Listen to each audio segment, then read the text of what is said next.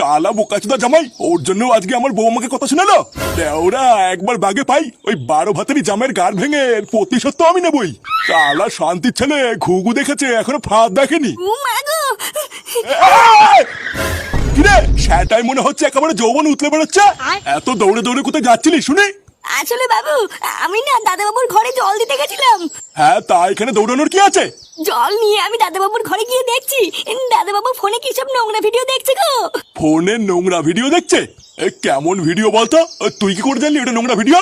হ্যাঁ গো বাবু, ঘরে ঢুকতে আমি পরিষ্কার নিজের কানে শুনেছি। ফোন থেকে আওয়াজ আসছিল, ওইয়া ওইয়া ওইয়া। তার মানে কি জামাই পানু দেখছিল? শুধু তাই নাই গো, আমাকে আবার ডেকে বলছিল এসো আমি দুদিন মিলে একসাথে দেখি। কি হয়েছে? ও তোকে এত বড় কথা বলেছে? শালা সেগোমানি ছেলে আমারই বাড়ি এসে আমারই কাজের লোকের সাথে নোংরামো। দাঁড়া, এবার আমি বুঝেছি ওর স্যাটা কি করে ভাঙতে হবে। এই শোন চামেলি, এবার তোকে আমি শুধু যেটা করতে বলবো তুই শুধু সেটাই করবি, বুঝলি? আমি আবার কি করবো বাবু? তোর দাদা বাবু যখন খেয়ে দেয় ঘরে গিয়ে রেস্ট নেবে,